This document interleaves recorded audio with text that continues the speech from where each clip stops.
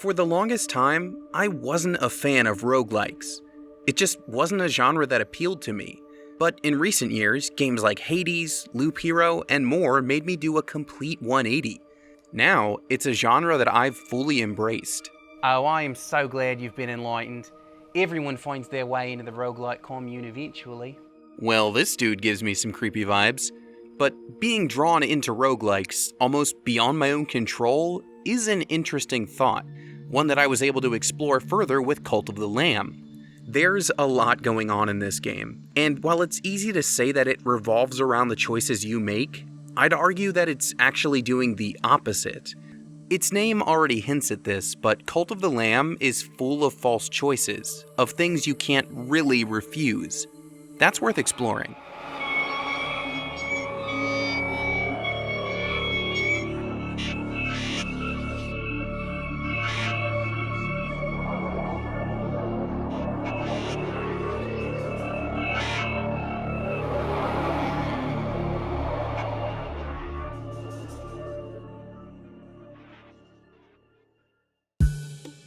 Chances are, if you're watching this video, then you probably already know how a roguelike functions. You go out on runs, which Cult of the Lamb calls crusades, slowly gathering up more and more power with each attempt, whether you succeed or not. This particular roguelike also gives you a base camp to make your own. The cults, as it were, which I aptly named the Frameworkers. The resources you find during crusades can be brought back to your cult, so that you can build facilities where you can preach sermons, house your followers, and make sure that they're fed, well-rested, hygienic, and most importantly for this particular game, productive. We'll talk about these mechanics more in a moment, but one thing we will not be doing is spoiling the game. No story details beyond the intro, no main bosses, no late game stuff. We're only going to show the first 3 biomes and some of the other locations around camp. You'll need to become a level 3 watcher before we can discuss anything too in-depth anyway. Don't forget to leave a donation on your way out. Yeah, I don't ask for any money for this stuff. I just want to talk about what makes Cult of the Lamb special. For me, that's all tied to the illusion of choice, which plays out differently depending on your point of view. Let's start with the most obvious example, the cult itself. For your followers, there is no choice but to obey.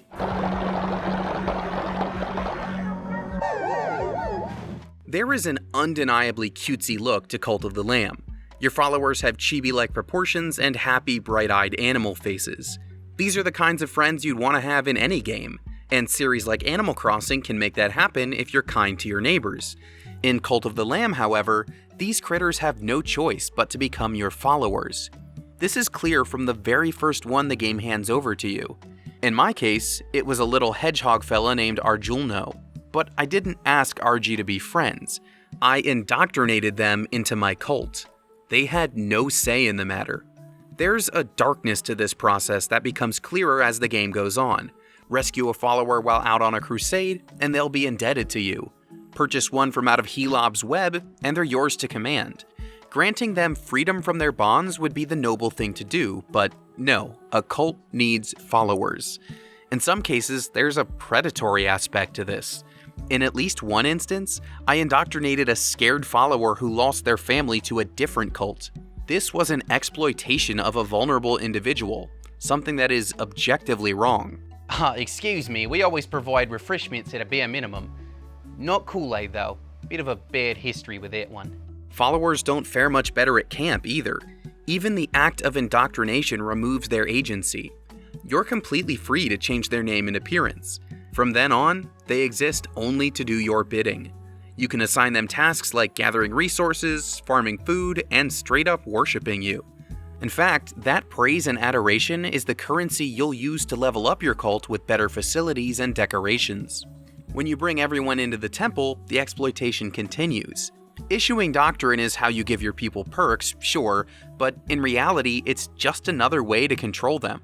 You can take money right out of their pockets, sacrifice a follower for temporary gains, and even completely brainwash the whole camp.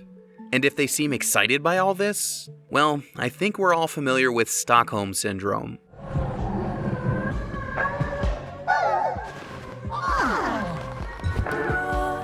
Even their thoughts aren't their own when you gain the ability to read minds. The lamb might look cute, but at the end of the day, they're a tyrannical leader with complete control of their followers' thoughts and actions. It really puts a nasty spin on the whole marriage ritual too. Excuse me, my 7 wives would beg to differ. Well, 6 of them would, and then Karen would want to talk to whoever wrote your script. At the end of the day, the followers have no say in doing the Lamb's bidding. That's one way Cult of the Lamb presents the illusion of choice, and we can see another by shifting our focus onto the Lamb itself. For our protagonist, there is no choice in chance. By their very nature, roguelikes have a heavy element of randomness. Rooms shift around with every run, and you're never sure what's going to appear on the other side of a door. Often, it's another round of bad guys, but it could also be a batch of resources, a new NPC, or even a chance to stop and heal. The primary weapon and curse you carry into battle aren't even up to you. A pre-selected pair is handed over at the start of every crusade. Because of this random nature, anything that feels like our decision isn't a true choice. At the very least, it's a limited one. One of the game's NPCs comments on this. Clonak is a tarot card reader who can be found somewhere in every crusade. They are one of the few constants in an ever-changing forest.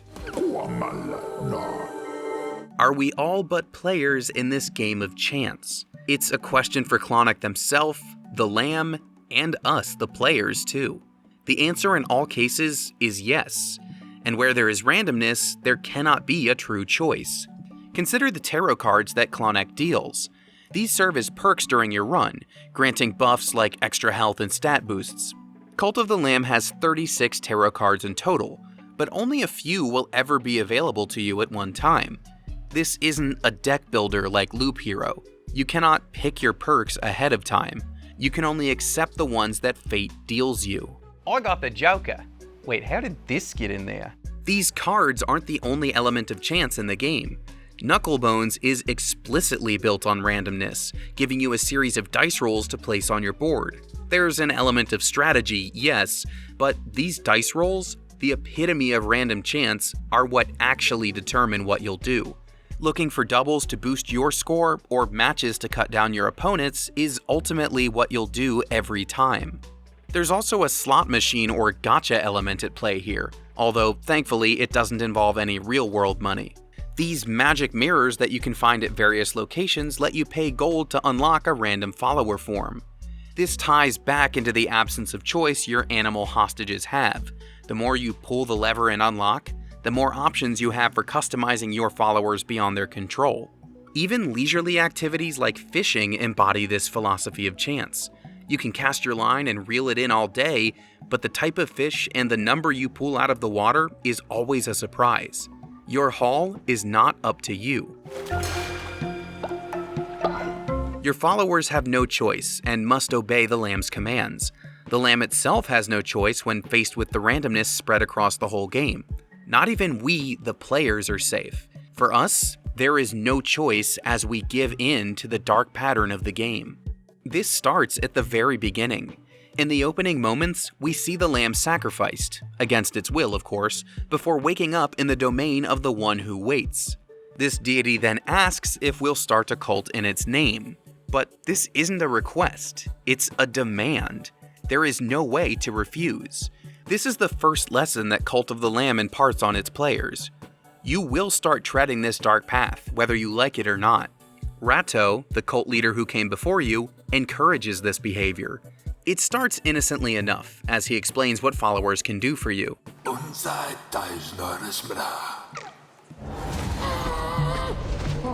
But eventually, Ratto shows his true colors when he tells you that loyalty from the cult means being able to take everything from them. At first, you'll probably want to resist those exploitative temptations. I know I did. I wanted to see Arjulno make it through my entire campaign, but alas, old age eventually got the better of them, as it does for all your followers in time. That's when it clicked for me. The ultimate lack of choice in this game is ours. We are meant to take on the tyrannical, egomaniacal position of the cult leader ourselves. We should convert all these troubled people to our side. After all, we need resources too. We should go on quests to show them that we're not all bad. It's not worth the hit to the faith meter to refuse. I thought I'd never use the ritual of enrichment to shake down the congregation for gold, but I needed it to build more stuff, and I knew the people would forget about it the moment I preached a sermon and brought the faith meter right back up. Ah, I see someone's changed their mind about donations now, eh? Cult of the Lamb encourages you to rule with an iron fist and crush the opposition at every turn. Defeat enemies on crusades to get more ammo for your curse attacks. Desecrate their corpses to bring back bones and conduct your rituals. Those who would dare dissent in camp don't fare any better. If re-education doesn't do the trick, we can always sacrifice them for the greater good of the true believers.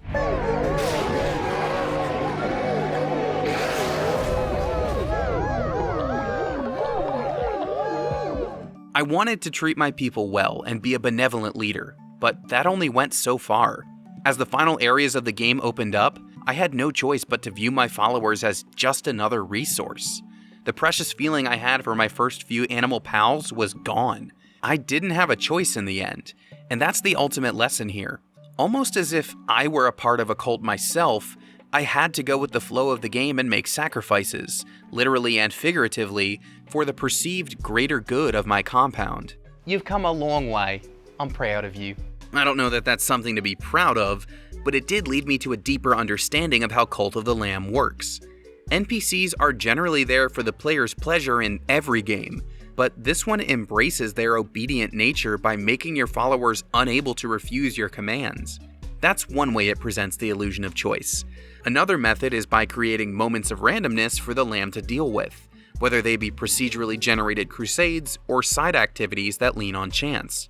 The element of choice is lost in that randomness. Finally, choice was lost for me as a player. If I wanted to see the game through to the end, I had to embrace the dark side of things and start taking actions I never would have thought myself capable of at the beginning.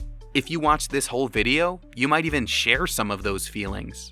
You were free to stop watching at any time, but then you would have missed out on moderately deep analysis and bad jokes. And now we're here, at the very end of the video. Are you a subscriber? Did you watch out of compulsion? Have you played Cult of the Lamb for yourself? Its greatest achievement is making me question how much agency the followers, the Lamb, and even I had while playing.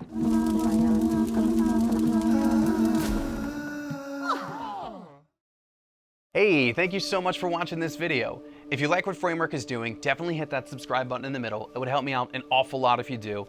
And if you want to see what we've already cooked up, you can hit that link on the far left. Thanks for watching, and I'll see you next time.